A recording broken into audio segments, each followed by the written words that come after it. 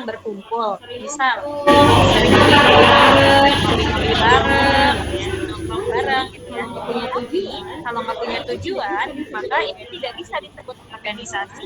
Karena apa? Karena organisasi merupakan perkumpulan satu orang satu dengan yang lainnya dalam suatu wadah dan mempunyai tujuan tertentu. Nah, jadi harus dipastikan apa perbedaan dari organisasi dan perkumpulan biasa. Kalau organisasi pasti punya tujuan, tujuan jangka pendek maupun tujuan jangka panjang. Nah, dalam beberapa langkahnya organisasi itu dibentuk ya untuk mencapai tujuan tertentu. Kemudian dalam suatu organisasi penting untuk bisa menerapkan manajemen organisasi. Maka di sini saya mencantumkan bahwasannya urgensi dari manajemen organisasi itu untuk mengukur perkembangan, percepatan dari organisasi tersebut.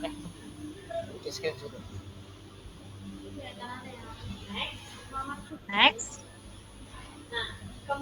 Nah, kemudian ketika kita membicarakan manajemen organisasi, sebenarnya aktivitas apa aja sih atau aktivitas apa yang akan kita lakukan dalam manajemen organisasi tersebut? Yang pertama tentunya planning. Nah, apa itu planning? Planning adalah membuat perencanaan. Misal, kalau kita di dalam suatu organisasi pasti punya perencanaan ya. Perencanaan jangka pendek, misal kita punya agenda apa? Agenda bulanan, agenda pekanan, agenda bulanan, agenda tahunan gitu ya. Nah, maka terbentuknya agenda-agenda tersebut disebut dengan planning. Kemudian, yang kedua adalah organizing. Apa itu organizing? Organizing merupakan mengorganisasikan aktivitas maupun program. Nah, jadi kita bisa mengatur agenda bulanannya kira-kira dilakukan di tanggal berapa. Kemudian agenda hariannya kemudian dilaksanakan di hari apa. Maupun agenda tahunannya dilaksanakan dalam bulan dan tahun secara detail. Kemudian dilengkapi juga dengan kegiatan apa yang akan dilaksanakan, kemudian siapa aja yang akan dilibatkan, ya maka aktivitas itu dinamakan aktivitas organizing. Yang ketiga, yang paling penting adalah activating atau aksi nyata. Udah di planning, udah di organizing, tinggal dijalankan, tinggal di aksi nyata, tinggal dilakukan. Nah, kemudian kalau sudah melakukan, yang terakhir adalah controlling. Controlling merupakan mengontrol dan mengevaluasi program. Udah dikontrol, oh agendanya udah terlaksana dengan baik. Oh agendanya yang ini ternyata masih belum terlaksana. Berarti butuh dievaluasi supaya nanti ketika sudah dievaluasi kita bisa tahu kelebihan dan kekurangan dari agenda yang kita laksanakan. Kemudian next,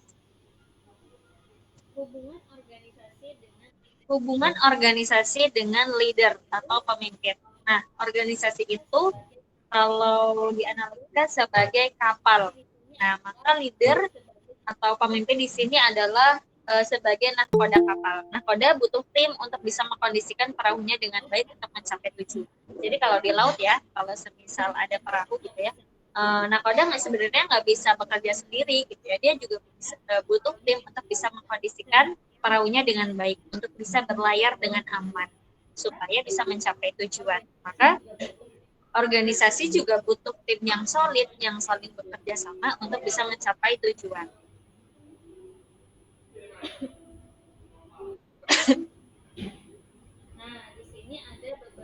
Nah, di sini ada beberapa fase pembentukan tim. Ada 5. Yang pertama ada forming, kedua ada storming, yang ketiga ada norming, keempat ada performing, yang terakhir adalah empowering. Yang pertama forming. Forming merupakan masa penyesuaian. Jadi misal kalian sering kumpul sama teman kalian, kemudian dari perkumpulan itu kalian berdiskusi, kayaknya kalau kumpul-kumpul doang gak ada tujuannya, gak asik gitu ya. Maka perkumpulan pertama dalam pembentukan tim, ketika satu orang berkumpul dengan yang lainnya kemudian bisa merencanakan tujuan dari perkumpulan itu apa, nah itu yang disebut dengan forming. Kemudian yang kedua adalah storming. Stromin merupakan perkembangan. Nah, perkembangan apa maksudnya? Jadi perkembangan di sini bisa ditandai oleh konflik. Nah, jadi udah kumpul, udah punya tujuannya gitu ya. Seiring berjalannya waktu pasti punya konflik-konflik yang harus dihadapi secara bersama-sama, harus diselesaikan secara bersama-sama. Supaya apa? Supaya bisa lebih kompak dan supaya yang lainnya bisa mengembangkan diri satu sama lain. Yang ketiga ada norming. Norming merupakan normalisasi. Tahap ini ketika konflik sudah diselesaikan dengan baik secara bersama-sama, maka organisasi ini atau struktur ini akan menjadi solid. Nah, menjadi solid dan makin erat kerjasamanya. Kemudian yang keempat adalah performing. Udah solid, terus bisa menunjukkan kepada orang lain bahwasannya organisasi ini sebenarnya punya energi, punya sesuatu yang menarik, dan bisa menebarkan kebermanfaatan bagi orang-orang di sekitarnya. Kemudian yang kelima adalah empowering. Nah, ketika sudah bisa memberikan kebermanfaatan bagi orang-orang di sekitarnya, harapannya dari organisasi tersebut umurnya bisa lebih panjang. Kalau umurnya bisa lebih panjang, maka akan ada generasi-generasi selanjutnya yang bisa meneruskan dari tujuan organisasi tersebut. Selanjutnya ada karakteristik tim yang efektif. Nah, karakteristik tim yang efektif yaitu punya prinsip, tujuan, sasaran, punya kepercayaan, punya keterbukaan, punya prosedur kerja, adanya kepemimpinan, kemudian pengembangan individu, dan yang terakhir adalah ikatan hati. Nah, jadi terakhir yang mau saya sampaikan, ketika kita membangun organisasi punya tujuan tertentu, kemudian sudah bisa menebarkan kebaikan bagi orang-orang di sekitarnya, harapannya nanti umurnya bisa panjang. Maka pertemanan yang ada di organisasi tersebut bukan hanya berlaku ketika kita di dunia aja gitu ya. Ketika kita sudah bisa memberikan kebermanfaatan bagi orang-orang di sekitar kita, gitu ya. Maka harapannya pertemanan ini juga menjadi lebih erat. Pertemanannya menjadi lebih rekat, menjadi lebih panjang umur. Jangan buat kebaikannya seperti itu. Nah, itu yang bisa kami sampaikan malam ini tentang manajemen organisasi. Semoga apa yang sudah kami sampaikan hari ini bisa diambil kebermanfaatannya. Mohon maaf kalau ada kekurangan maupun kesalahan karena kami juga masih belajar. Mohon masukannya atau mohon feedbacknya dari teman-teman semuanya. Terima kasih teman-teman. Saya tutup. Wassalamualaikum warahmatullahi wabarakatuh. Waalaikumsalam warahmatullahi wabarakatuh.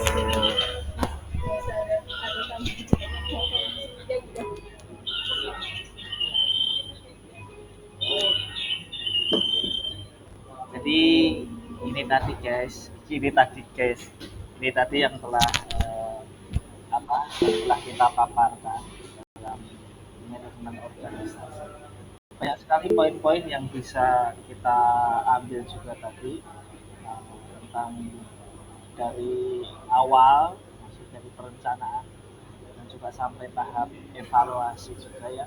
Seperti yang telah sering kita lakukan bersama. Setiap kali kita mengadakan event masih juga banyak sekali kendala-kendalanya juga.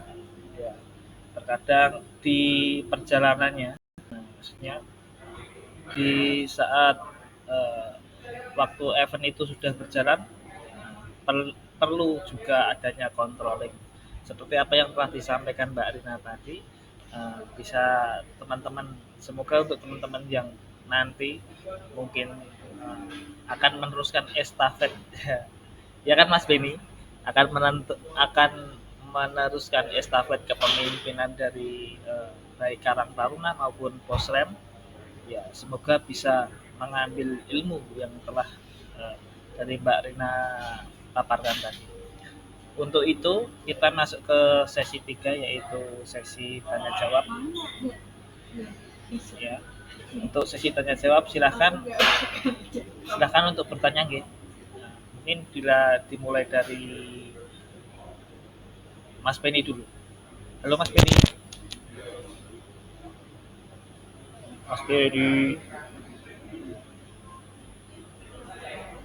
Mas Ben. Silakan bertanya Mas Penny tentang manajemen organisasi. Ataupun keluh. Halo. Mas Penny silakan untuk bertanya tentang manajemen organisasi atau istilahnya keluh kesahnya selama ini menjadi pimpinan. Atau apa hambatan ataupun apa yang telah dialami. Gak apa-apa, sharing. Silahkan Mas ini. Waktu dan tempat kami persilahkan. Subuh ini lah.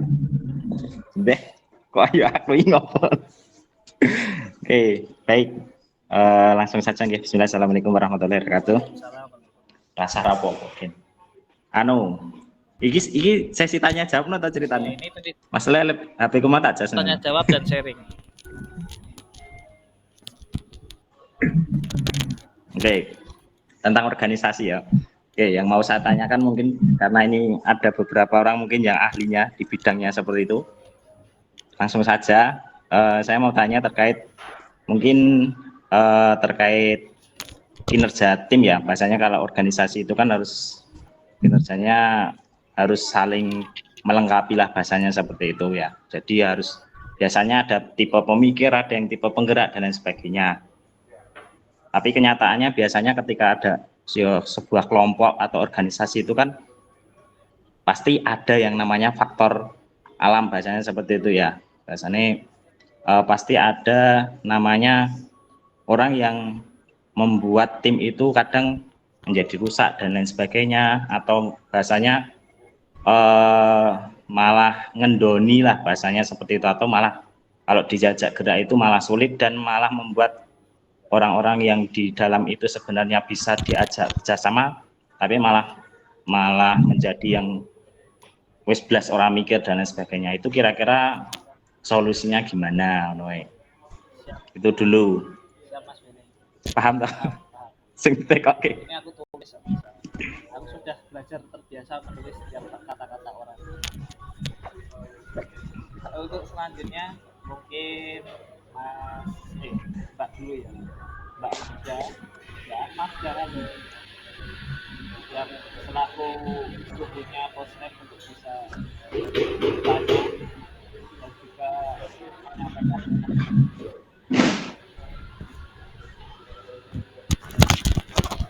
Halo Mbak Magda. Mas Beni mungkin mic-nya bisa dibuka.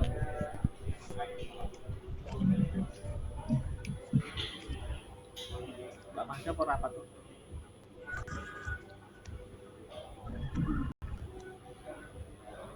Mungkin Mbak Magda belum connect.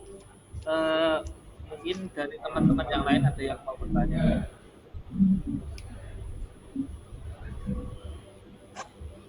Sementara ini dulu ya kita tampung. Mbak Magda rapat, Mas. Mbak Magda. Lah diwakili oleh Mbak. Dari Mbak Magda udah nyala.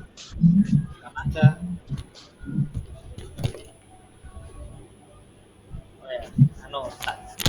Ini aja dulu untuk pertanyaan yang dari Mas Beni ini nanti bisa dijawab dulu oleh Mbak Rina dulu ya. Mbak Rina, gini pertanyaan dari Mas Beni seperti ini.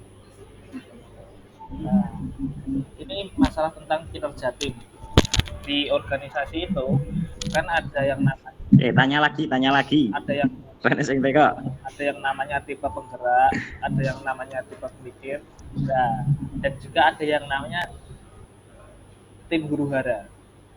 Nah, ini faktor SDM, sumber daya manusia yang pada tim huru hara ini biasanya yaitu orang-orang yang nggak suka mikir, terus acuh tak acuh, nggak bisa dikontrol, taunya seenak sendiri. Bahkan lebih parahnya lagi, biasanya suka ngendong-ngendongin, apa ya bahasa Indonesia? Iya, aku tahu. Nah, bikin orang nggak semangat. Akhirnya yang tim huru hara ini yang bisa menjadi perusak istilahnya apa yang telah kita susun sesuai dengan job desk ini yang bikin rusak. Nah, ini gimana caranya untuk mengendalikan istilahnya atau meminimalisir orang-orang yang semacam ini? Ya. Monggo Mbak Rina untuk bisa dijawab. Bisa. Udah coba emosi ya kamu.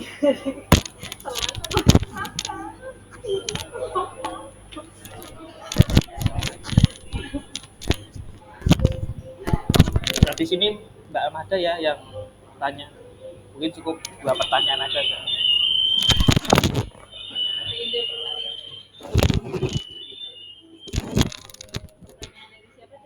Mas Denny. Mas Denny. Ketua Karang Taruna. Oh iya, tadi pertanyaannya dari Mas Benny ya. Sebenarnya saya nggak terlalu menyimak, mohon maaf. Tapi tadi udah dijelasin sama Mas Majid. Dalam satu organisasi, benar banget pasti banyak sekali orang-orang yang tipe A, tipe B, tipe C, tipe D, dan tipe-tipe yang lainnya gitu ya. Maka yang pertama kita harus menyadari bahwasannya manusia itu nggak sama. Kemudian yang kedua, isi kepala setiap manusia juga nggak sama. Kemudian ketika seseorang itu bergabung dalam organisasi, juga biasanya punya beberapa tujuan yang nggak sama juga. Ada yang mungkin cuma coba-coba, ada yang mungkin memang serius, ada yang mungkin karena ada si dia kemudian bergabung gitu ya. Nah, maka tadi pertanyaannya gimana cara mengkondisikan orang-orang dengan tipe-tipe tertentu yang sebenarnya punya power tapi malah membuat orang-orang di sekitarnya itu jadi nggak semangat. Nah, ini sebenarnya mungkin Mas Majid sebenarnya udah bisa jawab ya gitu. Tapi kenapa harus jawab saya akan jawab dari pengalaman saya sendiri. Nah, sebenarnya orang-orang dengan TPA-nya itu bisa mempunyai 2 kemungkinan. Yang pertama, kemungkinan yang baik karena dia punya suara, dia punya power untuk bisa mengajak teman-temannya dalam kebaikan atau mengajak teman-temannya untuk bisa ke jalan yang benar gitu ya di dalam organisasi tersebut. Tapi justru nanti yang berbahaya, dia malah membuat orang-orang yang di sekitarnya itu malah jadi nggak semangat. Maka ikhtiar yang bisa kita kerjakan atau yang kita coba adalah pendekatan personal terlebih dahulu. Jadi coba kita deketin dulu, kita masuk ke dunianya, kemudian kita coba untuk bisa berbicara dengan bahasa yang dia pahami, gitu ya. Kita buat dia nyaman dulu, kemudian kita minta dia untuk bisa mengkondisikan teman-temannya untuk bisa bersemangat lagi atau balik lagi ke jalan yang benar, yaitu jalan menuju organisasi itu. Nah, kemudian kalau semisal dari pendekatan personal itu ternyata tidak berhasil, barangkali butuh tokoh-tokoh yang disegani yang lebih tua, semisal gitu ya, atau penasehat dalam organisasi tersebut. Jadi kalau kita nggak punya, istilahnya nggak punya daya, nggak punya sesuatu yang menarik, kita bisa meminta tolong kepada orang lain yang berkompeten atau yang dituakan seperti itu. Itu jawaban dari saya. Begitu Mas Samsi. Nah, itu tadi Mas Denny. Jadi memang dalam konsep manajemen organisasi itu juga ada yang namanya manajemen sumber daya manusia.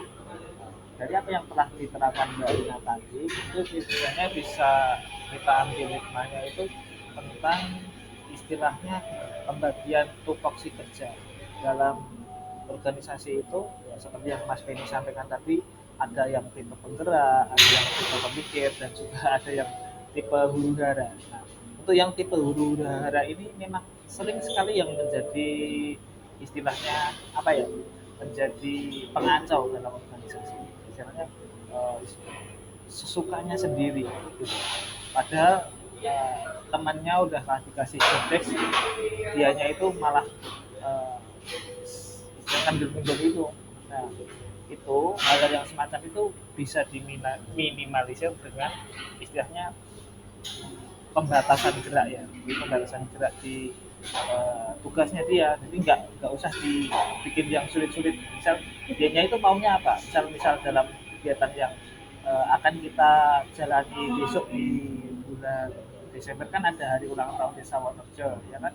Nah misalnya orang-orang yang semacam itu, nah kita kasih aja yang di bagian ringan-ringan, misal yang jaga parkir itu aja. Jadi memang nggak usah yang terlalu beban beratnya. Nah, misalnya kita mau kasih dia tugas tim perlengkapan bisa aja. Sedangkan tim perlengkapan kan kita deadline juga, dan juga kita istilahnya yang paling kita andalkan dalam setiap kegiatan. Nah, orang-orang itu kalau kita beri tugas yang cukup berat dan bertanggung jawab, itu istilahnya kita juga bunuh diri dalam menjalankan event juga. Nah, mungkin cukup itu Mas Beni. Nah, semoga apa yang menjadi keresahan Mas Beni ini bisa tertanggulangi. Dan saya harap untuk teman-teman semua ini kan pimpinan dan pengurus dari Karang Taruna Desa dan juga Posyandu Remaja. Nah, sebenarnya Mas Beni ini aku tahu ini orangnya siapa, tapi nggak bisa kita bahas ya. Nah, terus selanjutnya Mbak Mahda, silakan satu pertanyaan lagi. Mbak Mahda untuk pertanyaan terakhir ya. Terima kasih ya Mas Aldi telah memberikan kesempatan kepada saya.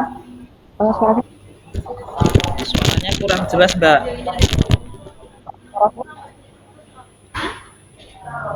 Oh ya, sebentar.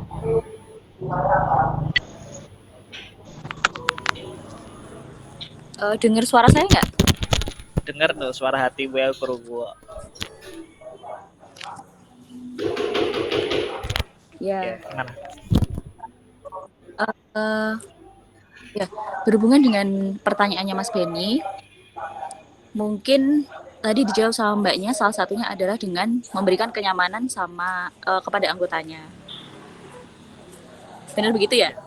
Untuk merekatkan tadi ya.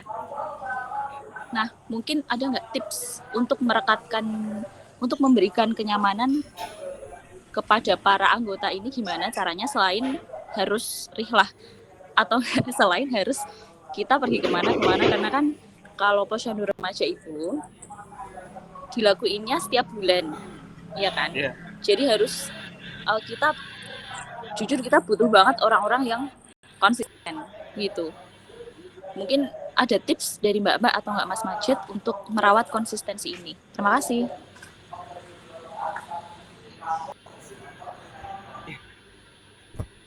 Iya Mbak Magda, terima kasih ya.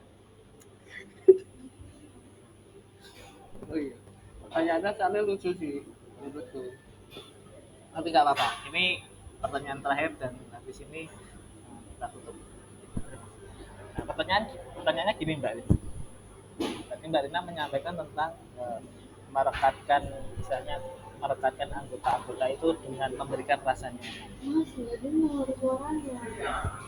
Jadi gini Mbak, tadi Mbak Rina menyampaikan bahwasanya untuk merekatkan hubungan antar teman-teman yang ada di organisasi itu dengan memberikan rasa nyaman atau kenyamanan. Itu dan juga bagaimana cara merawat konsistensi. Ini kan setiap di Posrem ini, kegiatan Posrem ini kan terkendalanya karena memang dari teman-teman itu udah nggak konten juga nggak konsisten. Itu bagaimana cara diberikan tips untuk memberikan rasa nyaman, akhirnya dia itu teman-teman itu biar bisa konsisten.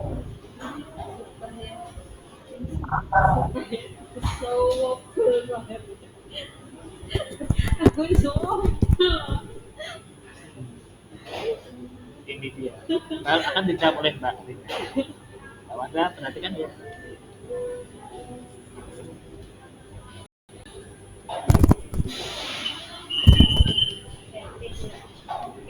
Oke, mati dulu. Oke, pertanyaan dari Mbak Mahda. Mbak Mahda, hai. Oke, tadi pertanyaannya menarik ya. Gimana dalam suatu organisasi kita bisa atau yang lainnya bisa merasa nyaman sehingga dari kenyamanan itu nanti muncul sebuah konsistensi. Nah, menarik banget ya. Orang kalau udah konsisten itu memang nggak mudah gitu ya. Kalau ada dalam istilah kata-kata gitu ya, yang susah itu istiqomah, yang mudah itu adalah istirahat. Nah, ini sebenarnya bisa diterapkan juga ketika kita berorganisasi. Sebenarnya hal yang perlu diperhatikan supaya kita bisa konsisten itu kita mengingat tujuan kita sendiri. Nah, tujuan kita bergabung dengan organisasi tersebut itu apa? Kalau semisal kita memang bersungguh, kita ingin berkembang, kita ingin mengembangkan diri gitu ya. Kemudian kita juga merasa organisasi itu perlu untuk kita gitu ya. Maka nanti juga akan muncul dalam perasaan kita atau dalam diri kita harus itu atau kita harus bersama dengan organisasi ini. Jadi kalau semisal udah nggak on the track gitu ya, misal ini jalan nih udah nggak on the track gitu ya, kita mikir-mikir gitu ya, maka perlu diingat lagi apa tujuannya sih gitu ya, apa tujuan aku bergabung gitu ya, sebenarnya aku ingin mengembangkan diri atau enggak gitu ya. Maka kalau kita sudah mengingat itu lagi, sudah mengingat tujuannya, insya Allah gitu ya, kita sudah bisa on the track lagi, sudah ada di jalan yang benar. Nah, maka ketika di jalan udah ada di jalan yang benar ini, gimana supaya kita bisa merasa nyaman? Nah, maka bentuklah atau ciptakanlah suasana atau komunikasi yang sehat antara satu dengan yang lain. Semisal memberikan afirmasi positif atau support satu sama lain. Nah, ketika dalam organisasi, sebenarnya nggak cuma organisasi aja yang bisa diomongin ya. Bahkan mungkin kita bisa sharing pengalaman pribadi atau masalah pribadi atau sesuatu yang sekiranya bisa menarik untuk bisa dibagikan satu sama lain. Maka biasanya kalau udah sering komunikasi, kemudian muncul rasa membutuhkan satu sama lain, insya Allah kita bisa nyaman dan kita bisa konsisten berada dalam organisasi tersebut. Begitu Mbak Mahda jawaban dari saya. Baik, terima kasih Mbak Rina atas jawabannya.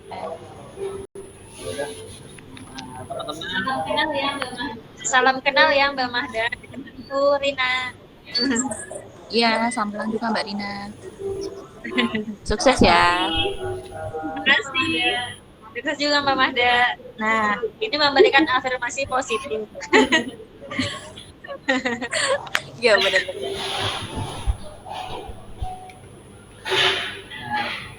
Kayak teman-teman. Memang kendala dari teman-teman itu, sebentar Mas Majid, maaf tak potong ya. Memang kendala dari teman-teman itu salah satunya adalah sibuk. Jadi kita kan memang mahasiswa ya, kebanyakan mahasiswa. Jadi kita sama-sama sibuk dan itu susah banget cari waktunya. Seperti itu.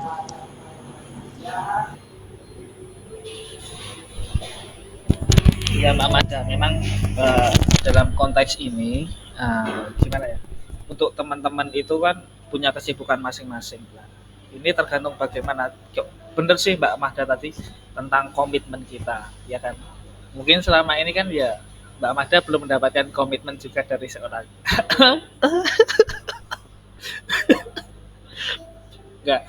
Enggak bercanda. Nah, memang untuk meningkatkan komitmen itu seperti yang Mbak Rina sampaikan itu, yaitu memang ada satu tujuan yang sama dalam satu organisasi. Itu yang lebih diprioritaskan gitu. Misal dalam waktu 1 bulan kita bisa mengadakan satu event di Poslem, itu kan termasuk salah satu bentuk komitmen dan juga prioritas kita dalam mengembangkan diri. Nah, terutama untuk sasarannya Mbak Mahda. Jadi mungkin nanti kedepannya untuk Poslem bisa dibenahi lagi. Ya, nanti bisa ngobrol sama Mas Beni dan juga Pak Lurah ya. Apalagi ini Poslem ini salah satu bentuk percontohan loh di Kecamatan Polokarto, apalagi di Sukoharjo.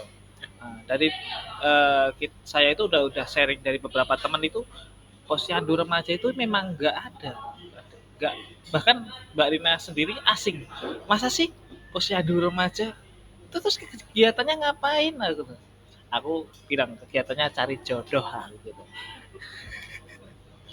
Ya mungkin itu Mbak Mahda, ini untuk yang berkaitan tentang pengoptimalan untuk kinerja di Posrem nanti bisa kita obrolin lagi, kita bisa ketemu empat mata, ya mau di mana hayo, ya nanti sama ya.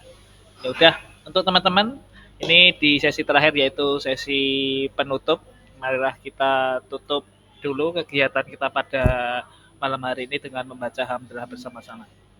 Alhamdulillahirobbilalamin. Dan untuk selanjutnya ini sesi dokumentasi guys. Sesi dokumentasi mungkin dari teman-teman bisa mengaktifkan kameranya terlebih dahulu sebentar aja. Habis itu udah tolong ya diaktifkan dulu kameranya. Aku kangen karo Melon soalnya. Lah, iya, Melon. Halo Melon. Mel. Nah, teman-teman. Sorry lagi aem aku. Untuk teman-teman bisa diaktifkan dulu kameranya. Ini mau kita ambil dokumentasinya. Sambil tanya gini ya guys. Ya, yuk semuanya tanya gini. Ini mau diambil Mbak Susi, silahkan diambil dokumentasinya. Artinya apa nih? Artinya ini kamu mau nggak ya jadi yang kedua buat aku? Iya. Mbak Ligar kok kira ngomong cie-cie sih? Aku nunggu gue loh. Ling ling ling ling. Cie Mas Najib. Udah ya. Pak Apip masih hadir nggak? Pak Apip, Mbak Linggar ini temennya Bu Kumala Bulala. Dan juga teman-teman ini kami juga mewakili dari teman-teman PPG mengucapkan banyak-banyak terima kasih untuk teman-teman yang sudah hadir. Luar biasa loh, pada malam hari ini tadi tercatat ada 25 partisipan. Wah, Masya Allah, luar biasa. Terima kasih juga untuk atensinya teman-teman yang telah mengikuti kegiatan kita pada malam hari ini. Semoga bisa mendapat ilmu yang bermanfaat dan juga mendapat timbal balik juga dari ilmu ini bisa diterapkan dalam kegiatan kita yang selanjutnya.